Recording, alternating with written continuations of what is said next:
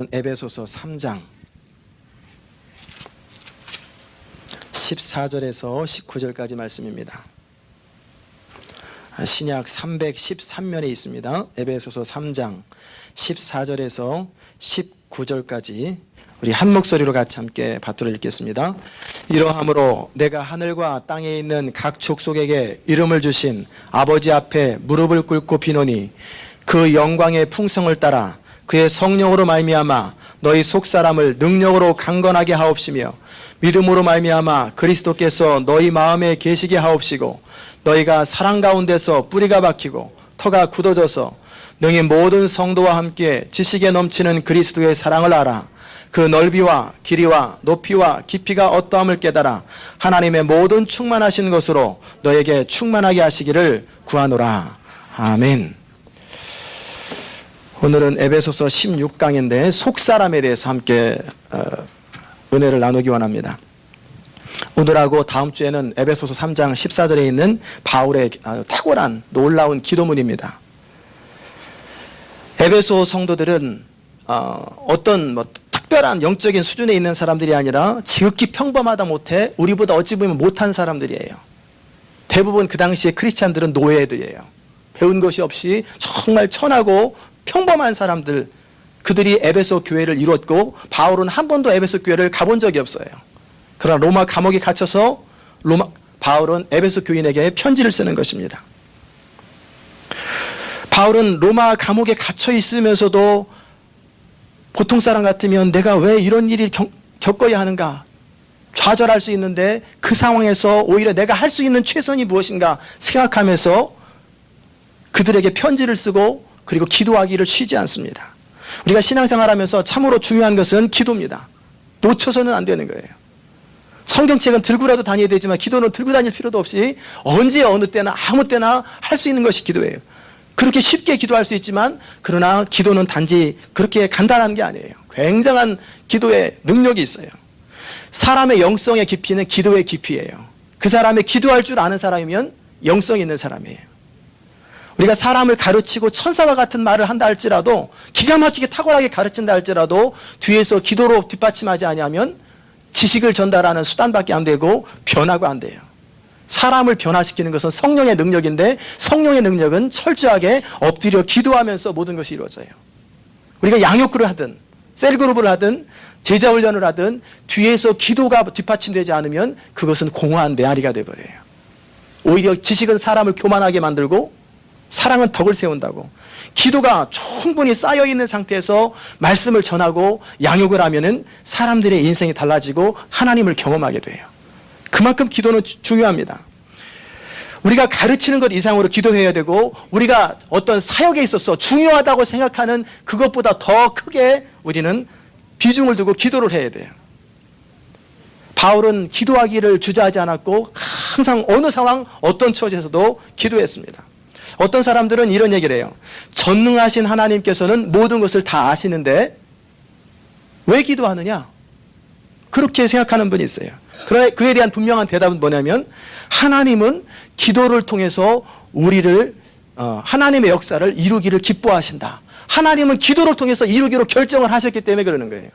하나님께서 우리를 왜 구원해 주셨습니까? 하나님의 기쁘신 뜻을 따라 우리를 구원하기로 결정하셨기 때문에 그런 거예요. 하나님은 그렇게 하시는 거예요. 하나님은 다 아세요. 그러나 그러할지라도 너희는 기도해야 할지니라 라고 하나님 말씀하세요. 사도 바울은 에베소 교인을 향해서 무릎을 꿇고 빈다고 그렇게 기록하고 있어요. 이러함으로 내가 하늘과 땅에 있는 각 족속에게 이름을 주신 아버지 앞에 무릎을 꿇고 비노니 라고 기록하고 있는데 이 무릎을 꿇는다는 표현이 뭡니까?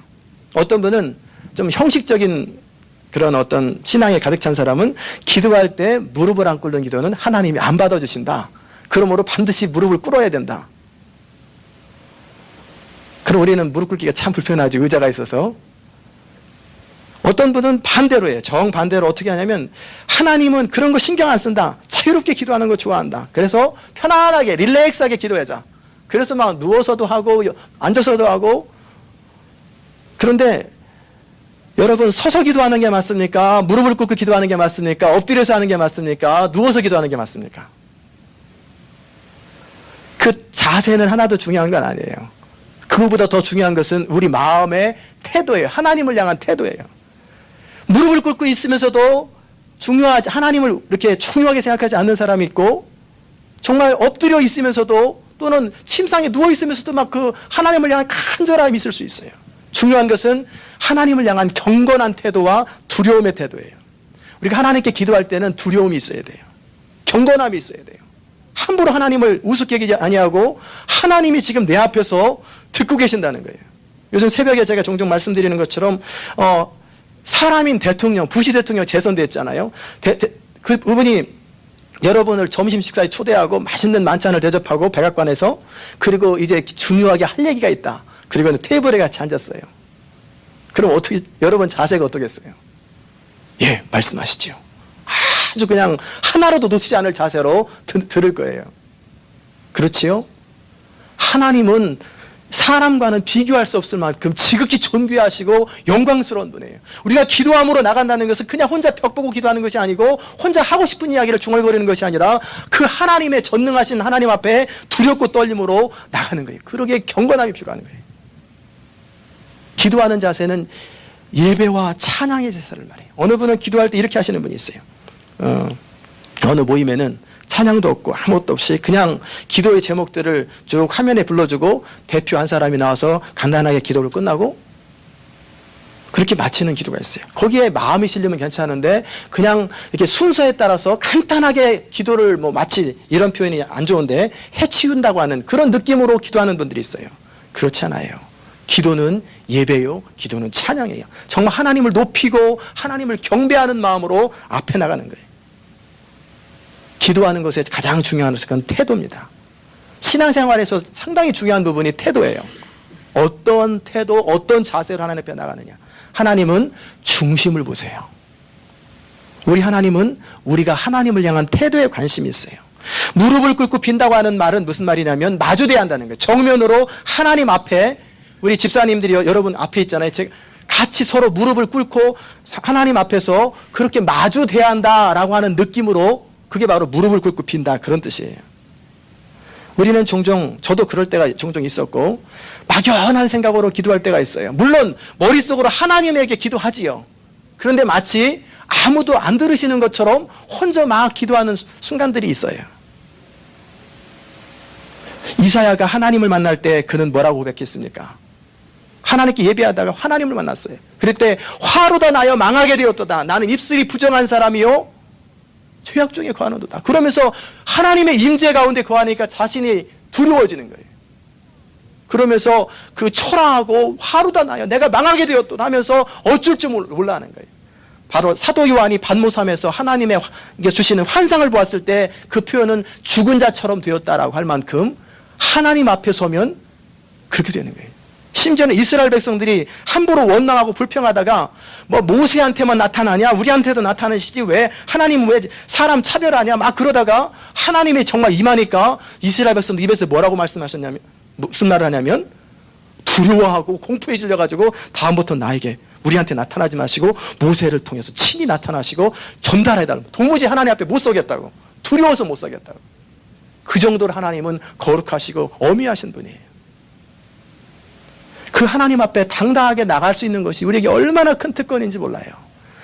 이스라엘 백성들이 1년에 한 번 대제사장만, 그것도 1년에 딱 한 번 대제사장만이 하나님 앞에 들어가서 기도할 수 있었어요. 나머지는 못 들어가요.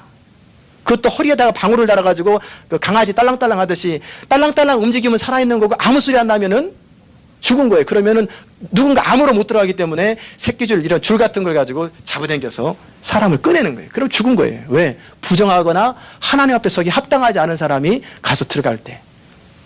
이 정도로 하나님은 거룩하고 존귀하시고 무서운 분이에요. 그리고 두려운 분이었어요. 그러나 예수 그리스도 안에서 하나님께서 우리에게 허락하신 건 뭐냐면 애니타임, 언제든지 하나님 앞에 나올 수 있도록 특권을 주신 거예요. 여러분이 어느 장소에 차를 타고 가든 걸어가든 침대에서든 교회에서든 어느 장소든지 하나님의 임재 앞에 서기만 하면 그것이 바로 하나님 앞에 서는 거예요. 우리가 쉽게 하나님 앞에 나갈 수 있다고 해서 우리는 함부로 나가면 안 되는 거예요. 우리에게 기회가 주어졌을 뿐이지 하나님은 구약의 하나님이나 신약의 하나님이나 똑같아요. 그 위험 앞에 두렵고 떨림으로 나가시고 존귀하신 하나님을 경배하는 마음으로 나갈 때 하나님께서 여러분의 기도를 들으시는 것을 경험하게 될 거예요. 바울은 무슨 기도를 합니까? 그 영광의 풍성을 따라 그의 성령으로 말미암아 너희 속사람을 능력으로 강건하게 하옵시며 이렇게 기도하고 있어요. 사도 바울의 기도의 특징은 항상 영적입니다. 늘 그는 그의 나라와 그의 의에 관심이 있어요. 신령한 것에 관심이 있어요. 그리고 사도 바울의 기도의 특징은 구체적이에요. 막연하고 추상적인 기도를 잘 안 해요.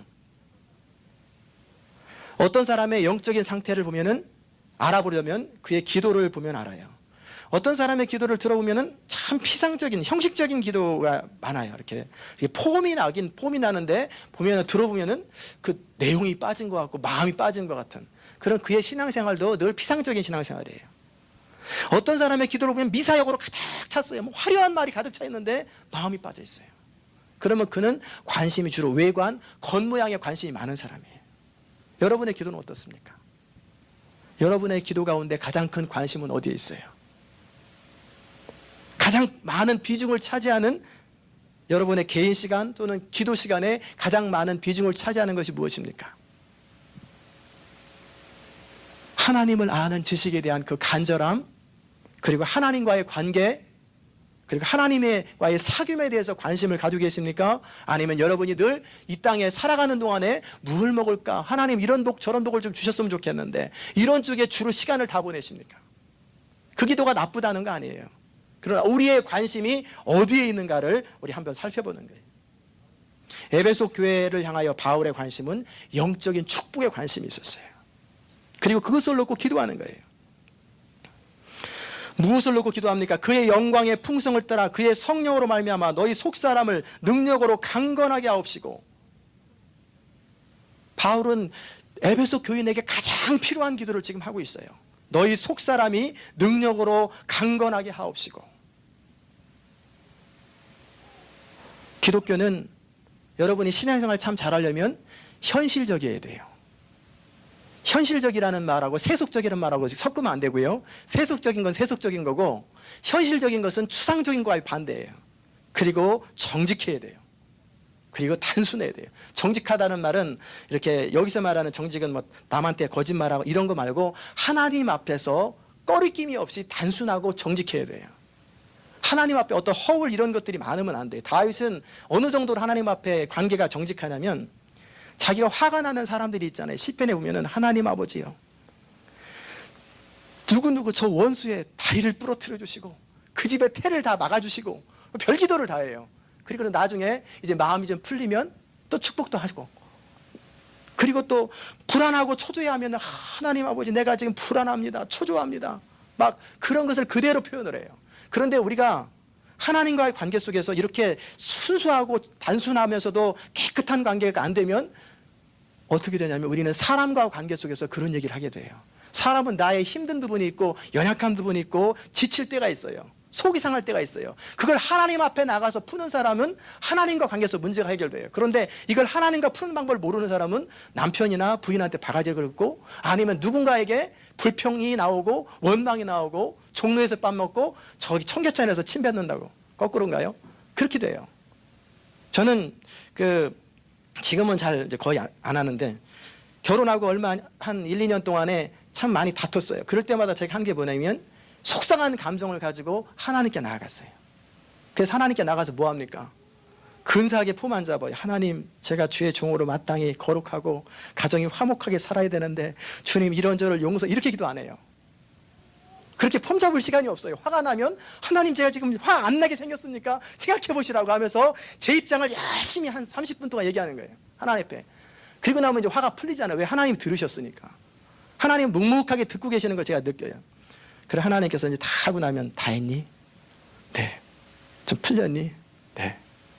아내 입장 생각해 봤니? 아니요. 생각해 봐. 그럼 그때 생각하는 거예요. 그리고 나면 되게 미안해요. 어떻게 하면 좋지요? 축복하고 기도해. 네.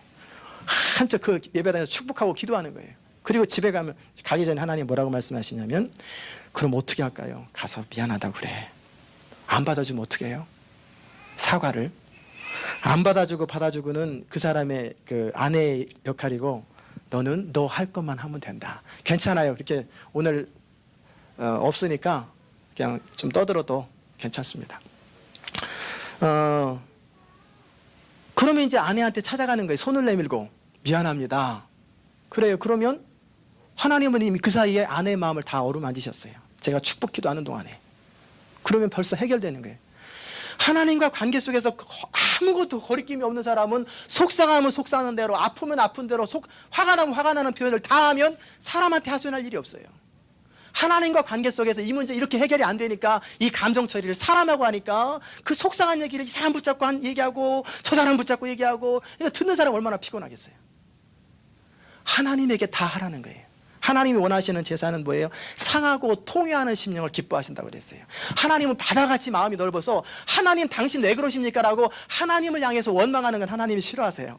그러나 우리 속에 속상한 이야기를 하나님께서 속상하다고 그러면 다 위로하시고 다 받아주세요.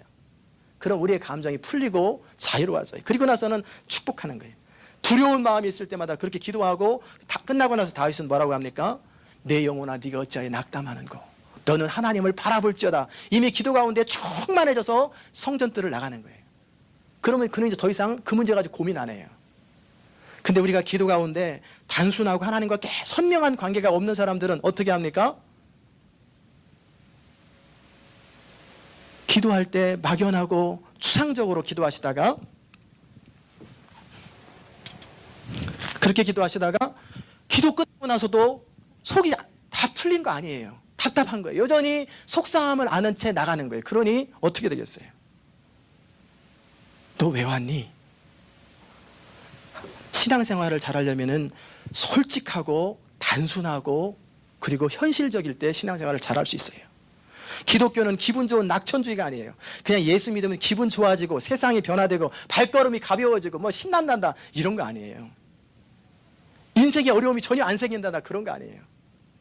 오히려 성경은 뭐라고 말합니까? 하나님 나라에 들어가려면 많은 환난을 겪어야 하느니라. 예수 믿으면 만사 형통한다고 그랬는데 여러분 어떠세요? 예수 믿으면 결과적으로는 합력하여 선을 이루고 만사가 형통합니다. 그 최종적인 결론은 천국까지 연결됐을 때 때로는 순교할 수도 있고 때로는 이 땅에서 문제가 해결될 수도 있고, 그것은 그 사람을 위해서 가장 선한 것이 가장 좋은 것이 무엇인가를 하나님이 결정하는 거예요. 요셉이 결과적으로 총리가 되었으나 과정이 있었어요. 그저 막연하게 다 좋고 그런 거 아니에요. 때로는 우리 주님께서 바울이 빌립보서 1장에서 그리스도를 위하여 너에게 은혜를 주신 것은 다만 그를 믿을 뿐 아니라 그를 위하여 고난도 받게 하심이라. 디모데에게 쓴 편지 가운데 무릇 경건하게 사는 자는 핍박을 받으리라 이렇게 기록하고 있어요. 그러나 어려움이 있고 환난이 있고 고통이 있을 수 있어요. 그러나 기독교의 특징은 뭐냐면, 예수 믿는 사람의 특징은 마음의 평강과 기쁨과 자유가 넘치는 거예요. 하나님께서 우리 가운데 부어주신 위로와 소망 때문에 때로는 경제적으로, 때로는 육체적으로, 때로는 여러 가지 환경적으로 힘든 순간이 있지만 기쁨이 넘치고 감사가 넘치고 이 모든 것을 넉넉하게 감당하시고 할 수 있고, 그리고 상황이 되면 하나님께서 때가 되면 다 선하게 해결하시는 걸 경험하고 찬양하고 경배하게 만들어요. 사도 바울은 에베소 교인을 위해서 기도할 때 속사람을 놓고 기도해요. 오늘도 여러분이 함께 살펴보려고 하는 중요한 내용은 속사람이에요. 우리 몸에는 보이지 않는 세균들이 참 많아요.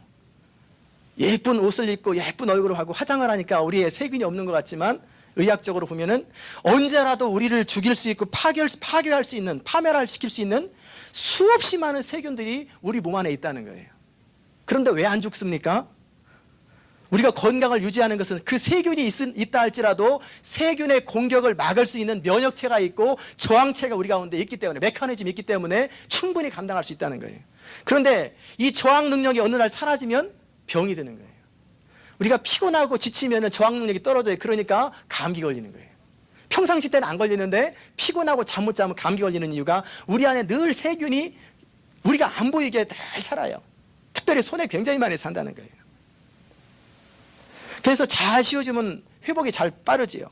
그리고 또 우리 몸의 저항력을 키워주려면 적절히 운동을 해서 운동을 통해서 신선한 공기가 폐 깊숙이 들어갈 수 있도록 해주고, 또 다른 방법은 약품을 통해서 세균을 직접 항생제를 통해서 죽게 하는 것도 있고, 또 더 심한 경우는 감염됐을 경우에 수술을 하거나 그 부분을 제거할 때 건강을 유지할 수 있어요.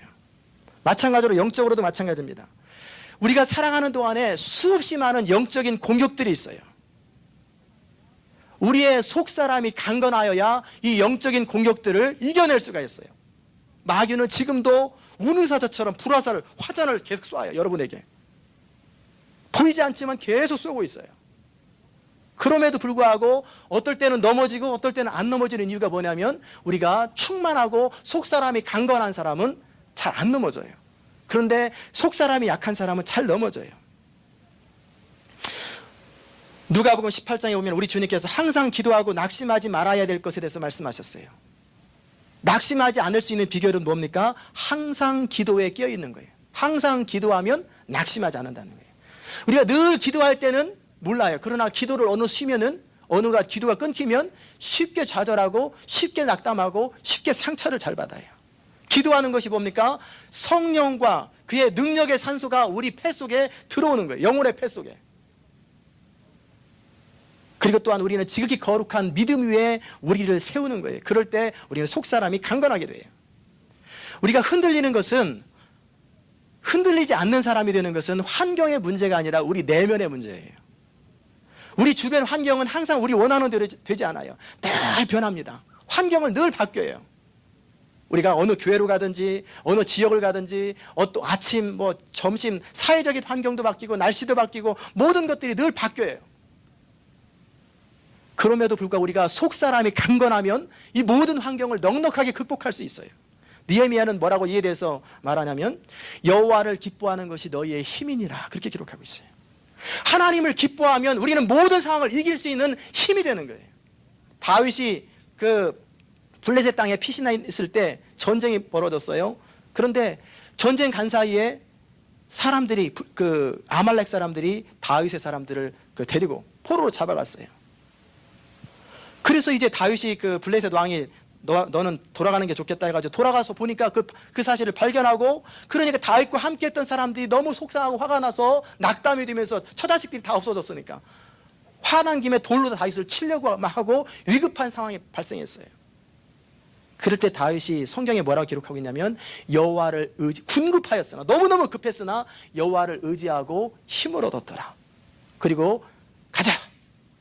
그리고 그들을 다 구해오지요.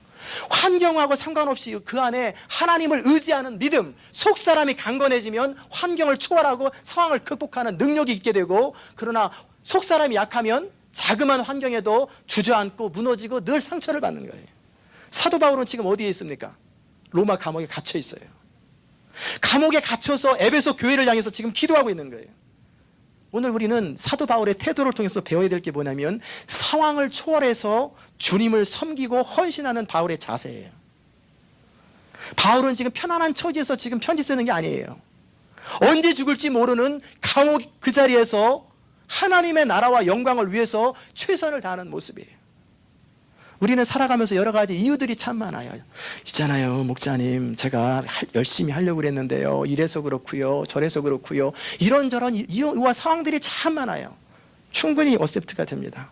그 사람의 영적인 단계마다 다 이기 때문에, 여러분, 제가 이 말씀 드렸다고 다음에 핑계대 목사님이 싫어하시는구나, 그럼 핑계대지 말고 말도 하지 말자, 그런 것이 아니고, 그 사람의 영적인 단계마다 극복할 수 있는 능력이 있고 능력이 안 되는 능력이 있어요. 영적인 어린아이, 교회 나온 지 얼마 안 된 사람들은 쉽게 넘어질고 그런 부분이 감당이 안 되는 거예요. 근데 사도 바울 같은 사람은 어떻습니까? 감옥에 갇혀서 더 이상 이제 설교할 수도 없고 말씀을 양육할 수도 없어요. 그러나 그가 할 수 있는 것이 뭔가 생각해 봤어요. 편지를 쓰고 기도를 하자. 그리고 편지를 쓰고 기도하는 거예요. 어느 권사님이 병으로 침대에 눕게 되었습니다. 더 이상 움직일 수도 없게 되었어요. 이제 꼼짝없이 이제 죽을 날을 기다리시는데 문득 이런 마음이 드는 거예요. 이제 곧 하나님 앞에 서야 되겠구나. 며칠 안 남았다.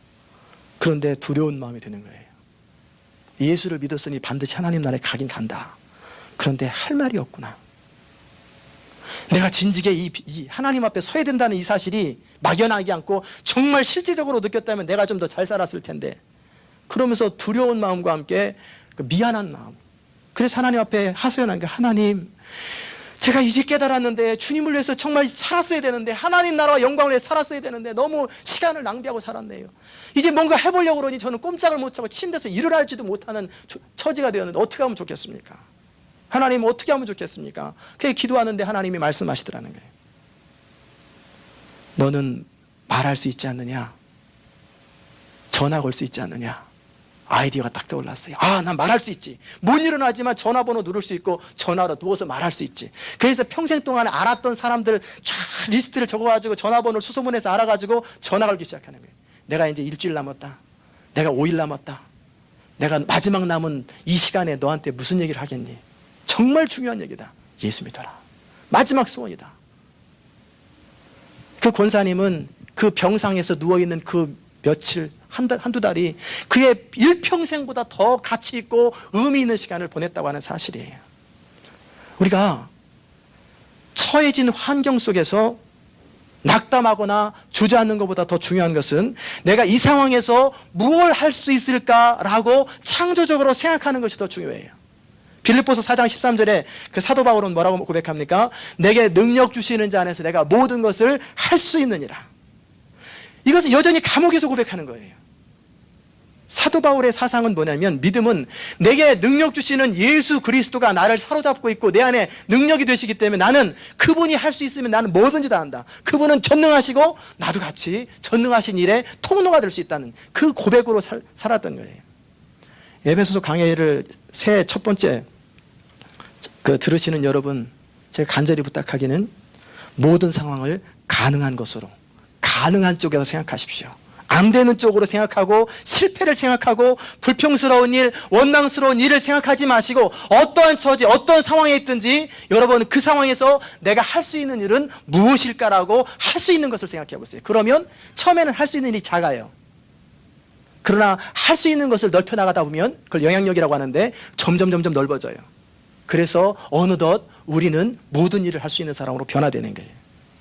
모든 위대했던 사람들은 환경과 상황을 넘어선 의지와 함께 믿음의 용기를 가졌던 사람이에요. 시간이 없는 사람은 시간 없는 상황에서라도 무언가를 할 수 있어요. 설거지를 하면서도 열심히 기도할 수 있어요.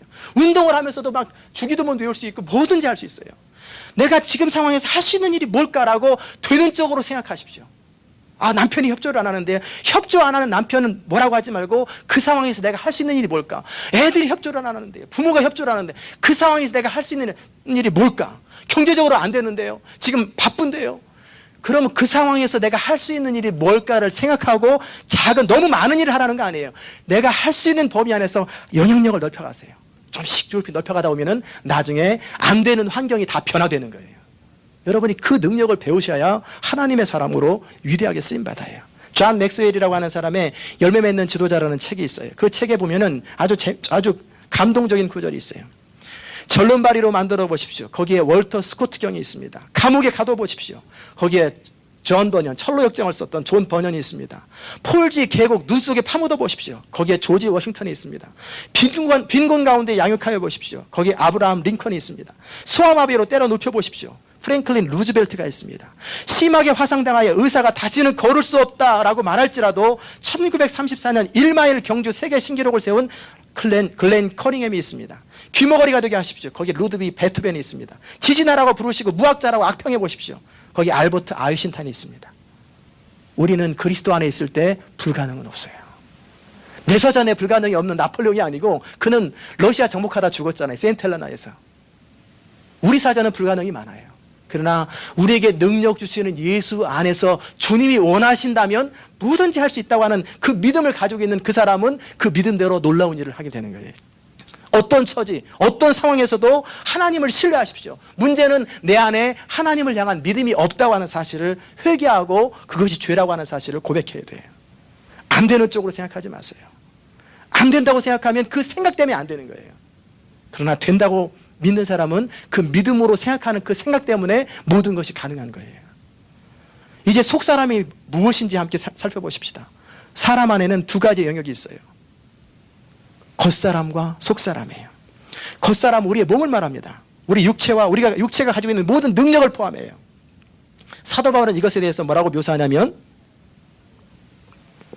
내 속사람으로는 하나님의 법을 즐거워하되 내 육체 속에 또 다른 법이 있어서 내 마음의 법과 싸워서 내 지체 속에 있는 죄의 법 아래로 나를 사로잡아 오는 것을 보노다.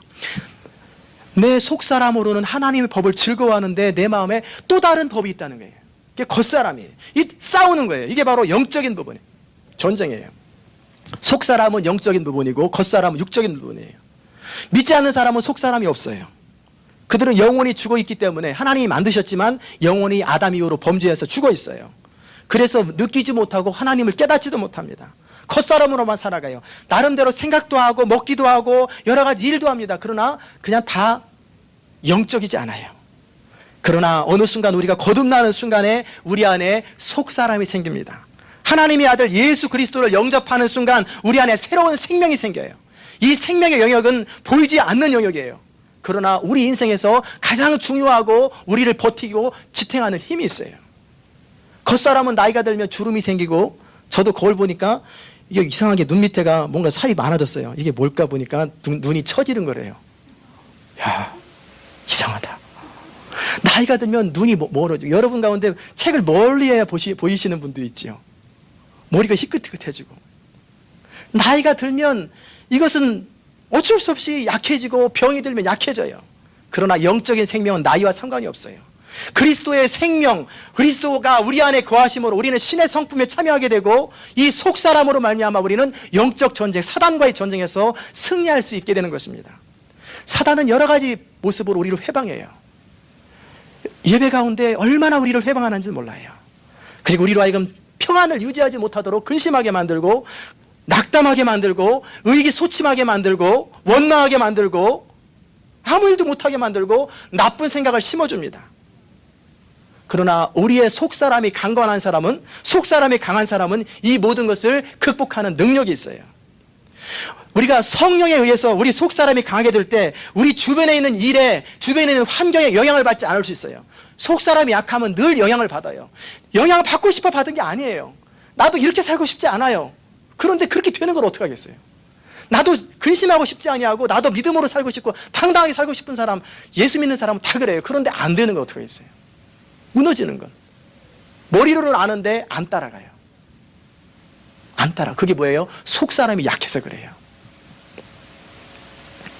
그러나 속사람이 강한 사람은 모든 것을 이기게 하고 강한 능력 있고 환경을 넘어서고 하나님의 능력 가운데서 우리는 충만한 인생을 살게 돼요. 우리가 구원받을 때 처음 경험하는 것은 용서와 사랑을 체험해요. 그것은 그리스도인으로 첫 출발에 불과합니다. 용서와 구원의 체험은 하나님 나라의 첫 단계예요. 그런데 많은 분들이 그리스도인이 2단계에서 계속 머물러요. 늘 하나님의 은혜, 또 용서, 사랑, 여기서 잘 머물러 있어요. 그래서 항상 좋은 것만 생각해요. 천국 가는 거 생각하고 그 다음에 이 세상에 살아가는 동안에 천국 가기 전에 하나님이 은혜 주시고 돌봐주시고 형통하게 잘 먹고 잘 살다가 천국 갔으면 좋겠다, 이 생각만 하고 살아요. 이런 사람은 영적 전쟁하고 아무 상관없어요. 하나님 나라하고 별 관심이 없어요. 이걸 뭐라고 그럽니까? 영적인 어린아이다라고 그러는 거예요. 이제 어린아이의 일을 벗어버리고 이제 장성한 대로 가야 돼요.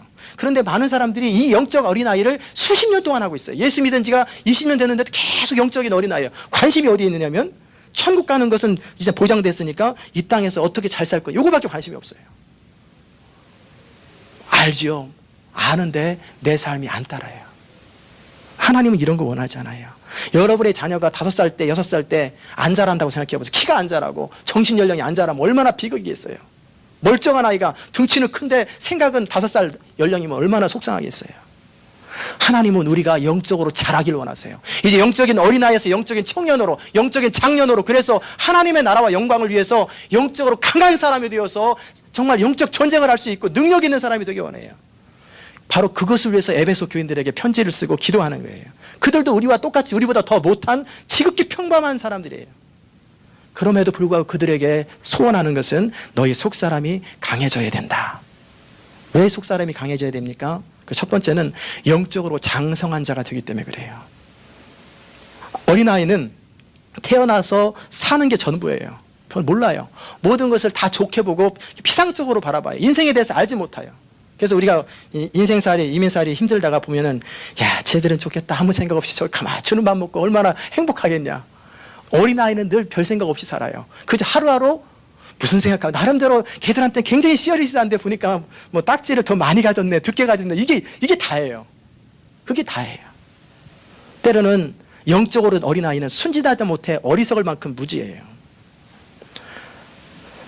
영적인 것은 아무리 나이가 많아도 나이하고 상관없어요. 거듭나는 순간 영적인 어린아이로 되는 거예요. 50살에 거듭나면 50살인데도 영적인 어린아이예요. 10살에 거듭나면 10살 때면 영적 어린아이예요. 그런데 영적인 부분이 자라야 돼요. 계속 자라가면 강건해집니다. 그러나 자라지 않고 그대로 영적인 어린아이 상태에 있으면은 상황이 되면은 잘 무너지고 타협도 잘하고 믿음으로 살겠다고 결단하면서 그 다음날 어려운 일이 생기면 또 무너지고 또 왜 이렇게 살을까 하고 때로는 배교까지 할 만큼 인생이 어려움이 다가올 때마다 매번 무너져 버려요. 이게 영적인 어린아이예요.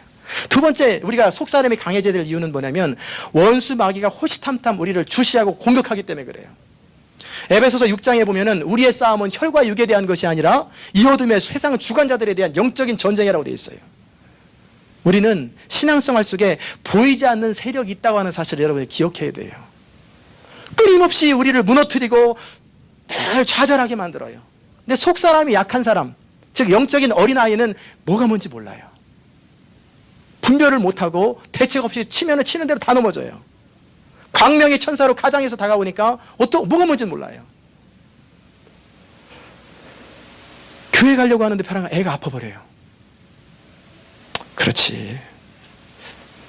예배에 집중하려고 하는데 벼랑아 소음이 딱 들려요. 그러면 에이 왜 떠드는 거야? 화가 탁 나요. 그리고 예배에 집중하지 못하고 은혜 탁 사라져버려요. 설교 가운데 나 찔리는 말이 나오네. 감정이 탁 상하면서 그 다음 메시지가 전달이 안 돼요. 그러나 영적으로 강한 사람은 어떻습니까? 그런 반대가 있고 방해가 있어도 예수 이름으로 대적하고 가능하면 상황들을 해결하면 더 좋겠지만 안 되면 그 상황에서 집중하는 거예요. 내가 은혜를 받아야 된다. 내가 성령의 능력으로 하나님의 은혜를 공급받아야 된다고 생각하면서 그쪽으로 집중하는 거예요. 그러니까 모든 상황들을 극복하는 능력이 돼요. 누가 상처되는 말을 했어요. 영적 어린아이는 상처를 그냥 받아가지고 아파해요. 그게 뒤집어요. 그러나 영적으로 강한 사람은 상처되는 말 속에 진리가 있는가만 찾고 나머지는 잊어버려요. It's your thought. It's not mine. 네 생각이야. 나하고 상관없어. 나는 하나님이 내게 주신 그 말만 받아들일 거야. 그렇다고 사람들을 다 무시하라는 것이 아니라 그런 부분들을 극복할 수 있는 여유가 있어요. 감정적인 여유가 있어요.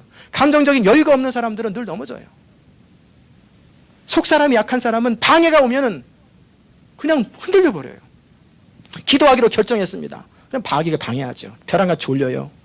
피곤하고 근데 일이 생겨요. 에이, 그런 거지 뭐 하고 그냥 주저앉고 그 다음날 하려고 해도 또 안 돼요. 에이, 하지 말자. 무너져 버려요. 뭔가 교회 사역을 하려고 그랬는데 열심히 헌신하려고 그랬는데 어려운 일이 생기고 누군가 불평하고 원망하는 얘기가 나오면은 에이, 그래 사람들이 말이 맞아. 교회 일은 하면은 욕먹는데 하지 말자. 그냥 주저앉아 버려요. 이게 뭐 영적인 어린아이라 그러는 거예요. 영적으로 장성하면 그럴 수 있지. 바울처럼 사는 거예요. 지옥에서 가장 유명한 사람이 누구냐면 바울이에요. 사실 뭐 다른 분도 있겠지만 이제 재미있는 얘기로. 그 지옥에서는 바울 당시에 온 초점이 바울이 어디로 가는가 늘 안테나가 켜져 있어요. 어떻게 하면 바울이 가는 곳마다 하나님 나라 확장되니까 그 사람 어떻게 하면 방해할까 해방할까 온통 공격을 해도 때로는 돌로다 쳐가지고 막 그냥 죽게 만들기도 하고 죽을 만큼 맞기도 하고 사람들이 죽은 줄 알고 가기도 하고 40에 하나가만 가만매 태장을 3번이나 때리게 하고 파선당하게 하고 감옥에 가두고 별일을 다 당해도 그 상황을 다 극복하면서 그 상황 속에서 하나님 나라가 또 전파되니까 이가 지옥에서 못 견디겠는 거예요. 여러분 세상에서 유명한 사람 되지 말고 지옥에서 유명한 사람 되십시오. 리스트에 블랙리스트에 올라가야 돼요. 저 사람은 있으나 마나 괜찮아. 그냥 내버려도 아무 상관없어. 그거는 무능한 거예요.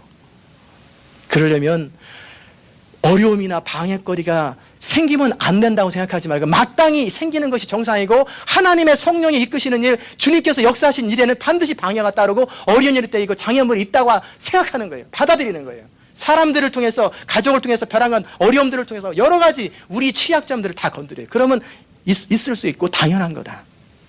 그리고 그것을 극복하고 선으로 바꾸시는 하나님의 능력을 의지하는 방법을, 그래 나는 약하지, 그래 난 넘어질 수밖에 없지, 주님 저 상처받았어요, 주님 연약합니다. 주님과 관계 속에서 해결하면서 약할 때 강함 되시는 주님의 능력을 힘입어서 오히려 그것이 전환되어서 오히려 더 강한 사람으로 변화되는 거예요. 이게 강한 사람이에요.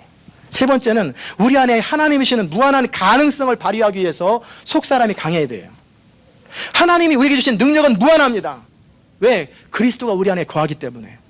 하나님이 우리를 통해서 무슨 일이든지 할 수 있어요. 그러나 우리 속사람이 강하지 못하면 견뎌내지 못해요. 할 수 있는 일이 너무 작아요.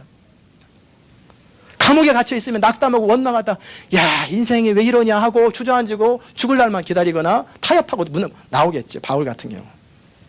그러나 속사람이 강한 사람은 감옥에서, 빌립보 감옥에서 오히려 찬양하고 기뻐하다가 지진이 일어나고 간수가 죽게도 돌아오고 모든 상황 속에서 대처하는 능력이 생기고 그 가운데 하나님의 능력이 머무르는 방법, 하나님의 역사의 통로 역할을 감당하는 거예요. 그게 바로 속사람이 강한 거예요. 그럼 속사람이 강해지면 뭐 같은 얘기지만 어떻게 됩니까? 지성이 더 강해져요. 예수 믿으면 지성과 감정과 의지가 더 강해져요. 그냥 약해지고 무력해지고 뭐 이렇게 바보같이 되는 게 아니에요. 예수를 잘 믿고 속사람이 강해지면 복음의 더 깊은 것을 경험할 수 있도록 지성이 더 뛰어나져요. IQ가 좋아진다는 그런 것도 있을 수 있겠지만 그거보다는 집중력도 생기고, 신문이나 소설 같은 것은 집중하지 않아도 읽을 수 있어요. 그러나 성경책은 집중해야 읽을 수 있어요. 성경 읽는데 자꾸 다른 생각이 나요. 다른 곳에 마음이 가요. 그러기에 우리의 생각이 강해질 필요가 있어요. 그래서 속사람이 강해지면 우리의 지성이 강해지고 깊은 성경의 영적인 진리를 바라보게 돼요. 나 이런 걸 잘 몰라. 그냥 예수 믿고 구원받으면 되지. 뭐 그런 것까지 다 알아야 되냐. 몰라. 이게 속사람이 연약할 때는 그냥 그런 거에서 별 생각하기를 싫어해요. 그러나 더 깊은 영적인 단계에 들어가려면 지성이 훈련받아야 돼요. 우리가 지적으로 더 강해지면 뭐 대학 공부 많이 하라는 거 아니에요. 우리 속사람이 강해지면 말씀에 깊이 들어가요. 굉장히 신령하게 성령 안에서 깊이 들어가요. 그 다음에 감성이 더 풍부해지고 강해져요. 문득 불길한 예감이 들어요. 인생에 무슨 어려운 일이 생기면 어떡할까? 애들 어떤 일이 생길려나? 아프면 어떡하지? 가난해지면 어떡하지? 미래의 일을 놓고 근심하고 걱정하고 때로는 나쁜 상상의 시나리오를 만들어가지고 막 연출을 해요. 낙담하고. 속사람이 약한 사람은 어찌할 줄 모르고 무너져 버려요. 마음이 약하니까, 감정이 약하니까. 그러나 속사람이 강하면 감정이 강해져요. 감성이 강해져요. 그렇다고 강팍해지는 게 아니라 울을 때 울을 줄 알고 웃을 때 웃을 줄 알면서 감정적인 여유가 생겨요. 그래서 어려운 일이 생기면 잠깐 주춤 안 할 수는 없어요. 잠깐 주춤하게 돼요. 왜? 사람이니까. 그러나 하나님의 시각으로 다시 인생을 재해석하기 때문에 다시 곧 일어나요. 그리고 의지가 더 강해져요. 뭔가 결단하면 무너지고 우유부단하고 잘 나가다 마지막 순간에 착 주저앉아버리고, 이게 그러면서 나도 이런 내가 싫어. 왜 이렇게 사는지 몰라. 무너져가는 이유가 속사람이 약해서 그래요. 세상 일 할 적에는 악이다 깡이다 하면서 열심히 잘했는데 영적인 일에 들어오면 안 되는 거예요. 이게 왜? 세상 일은 마귀가 방해 안 하거든요. 그런데 영적인 일은 방해를 해요. 이게 실천이 안 되는 거예요. 그러나 우리가 속사람이 강해지면 강한 의지가 생기고 실천할 수 있는 능력이 돼요. 영적인 생명인 우리의 속사람이 강해지는 것은 그리스도인의 삶에 필수적입니다. 속사람이 강해져야 주의 사역들을 감당할 수 있게 되고, 영적 전쟁도 속사람이 강한 사람이 할 수 있게 되고, 그리고 모든 일을 하는 데 있어서 우리 안에 그리스도의 생명이 충만하고 속사람이 강건해져야 돼요. 여러분, 속사람 강건해지기 원하시죠? 우리가 아무리 약할지라도, 우리가 아무리 실패할지라도 길이 있어요. 그 길이 뭡니까? 하늘과 땅에 있는 각 족속에게 이름을 주신 우리 주 예수 그리스도의 아버지께서 속사람을 강하게 하실 수 있다는 거예요. 이것은 우리 힘으로 되는 거 아니에요. 내가 노력한다고 되는 거 아니에요. 위로부터 하나님의 능력이 임하는 거예요. 우리에게 하나님이 주시는데 아무런 대가가 필요 없어요. 구하면 돼요. 구하면 주세요. 주님 나를 불쌍히 여기사 나의 속사람을 능력으로 강건하게 하시고 성령의 능력으로 말미암아 우리 속사람을 강건하게 하옵소서. 이 기도를 끊임없이 반복하는 거예요.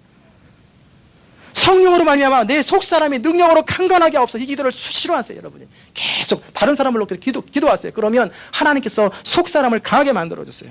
그런데 어떻게 주십니까? 그 영광의 풍성함을 따라서 기도 응답으로 풍성하게 해주시네요. 거절하지 아니하고 후히 주신 하나님이에요. 성령께서 속 사람이 강할 수 있는 비결은 성령으로 말미암아 돼 있어요. 성령으로만 가능해져요.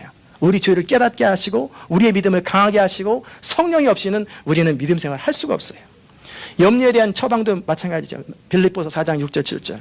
아무것도 염려하지 말고 오직 모든 일에 기도와 간구로 너희 구할 것을 감사함으로 하나님께 하리라. 그리하면 지각에 뛰어난 하나님의 평강이 너희 마음과 생각을 지키시리라. 이거예요.